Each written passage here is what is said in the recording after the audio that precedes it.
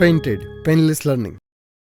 નમસ્કાર વિદ્યાર્થી મિત્રો, આજે આપણે ધોરણ 8 વિષય ગુજરાતી પુનરાવર્તન 2 નો અભ્યાસ કરવો છે. નીચેના પ્રશ્નોના ઉત્તર આપો. કંઠસ્થ કરેલા એક સ્થાનિક લોકગીત વર્ગખંડમાં રજૂ કરો. જે અહીંયા લોકગીત રચાયું છે: ખમ્મા મારા નંદજીના લાલ, ખમ્મા મારા નંદજીના લાલ, મોલરી ક્યારે વગાડી. બરોબર, આ આખું લોકગીત છે તે તમારે લખી રાખો, કંઠસ્થ કરવાનું. મિત્રો, હજી સુધી તમે અમારી પેન્ટેડ એપ્લિકેશન ડાઉનલોડ નથી કરી તો આજે જ ગૂગલ પ્લે સ્ટોર પર જઈને પેન્ટેડ એપ્લિકેશન ડાઉનલોડ કરો, જેની અંદર દરેક વિષયના સ્વાધ્યાય પોથી, એકમ કસોટી, સ્વ અધ્યયન પોથીના સોલ્યુશન સાથેના વિડીયો, દરેક વિષયના ડીપલી વિડીયો લેક્ચર, 9-10ના વિદ્યાર્થીઓ માટે લાઈવ વિડીયો લેક્ચર, દરેક વિષયની વિષયવાઇઝ PDF તમને પ્રોવાઈડ કરવામાં આવશે. તમે ભાવનગરની અંદર વસવાટ કરો છો તો તેના માટે ધોરણ 8થી 12ના તમામ વિષયોનું કોચિંગ પૂરું પાડતી કોચિંગ ઇન્સ્ટિટ્યૂટ એટલે કે આલ્ફા એકેડમી ભાવનગર ખાતે સરસ મજાનું કાર્ય કરી રહી છે. એમાં તમે જોડાઈ શકો, એનો સંપર્ક કરી શકો. યુટ્યુબની અંદર તમને મારા વિડીયો ગમતા હોય તો અમારી યુટ્યુબ ચેનલ છે પેન્ટેડ યુટ્યુબ ચેનલ. હજી સુધી સબસ્ક્રાઇબ નથી કરી તો સબસ્ક્રાઇબ કરો, મિત્રોને શેર કરો, અને વિડીયો ગમતા હોય તો લાઇક કરો. એકમમાં આવતા રૂઢિપ્રયોગનો અર્થ અને કહેવતની યાદી થયો. જીભ કપાઈ જવી, તેનો અર્થ શું થાય? બોલતા બંધ થઈ જવું. 7 કોટનો દીકરો હોવો, ખૂબ લાડકો, એકનો એક દીકરો હોવો. મોં માગ્યા દામ આપવા, પૂરેપૂરી કિંમત ચૂકવવી. સ્તબ્ધ થઈ જવું એટલે કે આવાક થઈ જવું. કળ વળવી, નિરાત થવી, આંકડા માંડવા, ગણતરી કરવી. સૌ સારાવાના થવા એટલે બધી રીતે શુભ થવું. માજા છાંડવી એટલે કે મર્યાદા ઓળંગી જવી. નાડ રજા લે તેવું થવું, મરણ પામવાની તૈયારી હોવી. વાટકીનું શિરામણ હોવું, ઓછી આવકવાળું. પેટ મોટું હોવું, ઉદાર દિલના હોવું. દી ફરવો એટલે કુબુદ્ધિ સૂજવી. હામ ન હોવી એટલે કે હિંમત ન હોવી. ચીથરા ફાડવા એટલે નકામી કે આડી વાત કરવી. કોઈ પણ 2 કહેવત અને રૂઢિપ્રયોગનો અર્થ આપી વાક્ય પ્રયોગ કરો. રૂઢિપ્રયોગ: પેટનો ખાડો ઊભો રહ્યો.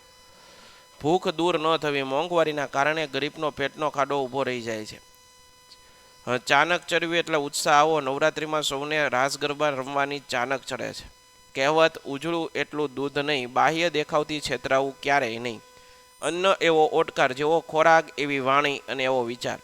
લોક સાહિત્યની વાર્તાઓનો સંગ્રહ તૈયાર કરો, જે અહીંયા તમને દર્શાવી છે. લોક સાહિત્ય ભણી સત્યના પ્રયોગો જેવી અન્ય આત્મકથાઓ મેળવી તેની યાદી બનાવો. જો મારી હકીકત કોની આત્મકથા છે? નર્મદ શંકર, લાલ શંકર દવે. સત્યના પ્રયોગો ગાંધીજી અને મારી આત્મકથા.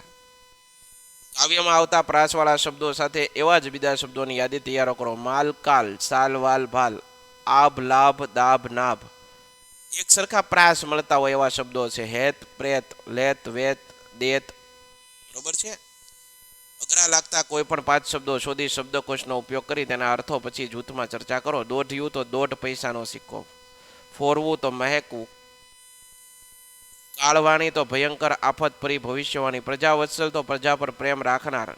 ધોરીડા તો બળદ, પરબ તો તહેવાર પરબ, અધ્યયન તો અભ્યાસ, પ્રતીતિ તો ખાતરી, આગંતુક નવા આવનાર. રાજાએ ઝઘડુશાહે શા માટે તેડાવ્યા? દુકાળને કારણે રાકડી પ્રજા ભૂખે મરી રહી હતી. આથી રાજાનું દિલ દ્રવી ઉઠ્યું. એમને ઝઘડુશાહ પાસેથી કંઈક મદદ મેળવવાની આશા હતી. આથી રાજાએ શેઠ ઝઘડુશાહને તેડાવ્યા. વર્ષા આવી રહી છે તે શેના આધારે કહી શકાય? ઉત્તર દક્ષિણ દિશામાંથી વાદળા આકાશમાં ચડી આવ્યા અને આકાશમાં ઝીણી ઝીણી વીજળી ઝબૂકવા માંડી છે. આના આધારે કહી શકાય કે વર્ષા આવી રહી છે. મહેમાન રંગવાના આગ્રહનું શું પરિણામ આવ્યું? મહેમાનને રંગવાની ના પાડી છતાં ઘેરૈયામાં રંગ રંગવાનો આગ્રહ કર્યો. પરિણામે મહેમાન અને ઘેરૈયા વચ્ચે જે રીડિયામણ, આંચકા અને કાલાવાલા તલવારના ઝાપા અને ધૂળની આંધીનો અનોખો મામલો જામી પડ્યો.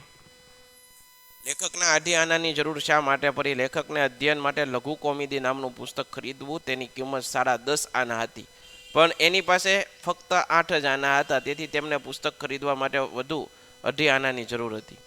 નીચેના શબ્દોની સંધિ: કવિ, ઇન્દ્રી, મહાનલ, સમુલ્લાસ. નીચેના શબ્દોની સંધિ છોડો. દેવાલય, દેવ વત્તા આલય, સ્વચ્છ, સુ વત્તા આચ, પરીક્ષા એટલે પરી વત્તા ઈક્ષા. નીચેના વાક્યનો પ્રકાર: વેણુ રસ્તા પર દોડ્યો, કર્તરી વાક્ય. અમે ભૂખે મરી જઈએ, કર્તરી વાક્ય. રાધાથી રડી પડાયું, ભાવે વાક્ય. અરે મહેમાન, કાંઈ રોડ્યા વગર રહેવાય, ભાવે વાક્ય. મહેમાન ક્યાંથી આવે? કર્તરી. રાજાએ ઝઘડુશાહને આવકાર્યા, કર્તરી વાક્ય. નીચેની વાક્ય રચના ઓળખો. રાજા પંડિતને કાગળ આપે છે, કર્તરી વાક્ય. ઝઘડુશાહે ધનના ભંડાર ગરીબો માટે ખુલ્લા મૂકી દીધા, કર્તરી વાક્ય. ઝઘડુશાહથી દાન અપાયું, કર્મણી વાક્ય. રાજા પંડિતને હાથમાં કાગળ અપાવે, પ્રેરક. નીચેના શબ્દોની જોડણી ધ્યાનમાં રાખો. પ્રતીતિ, અસ્તિત્વ, ગ્રીન સિટી, નિશ્ચિત અને વિભાજિત. આશા રાખું મિત્રો આ સોલ્યુશન તમને ગમ્યું છે. ફરીવાર નવા વિડીયો સાથે મળશું. ત્યાં સુધી જય હિન્દ, જય ભારત, ધન્યવાદ. Painted painless learning.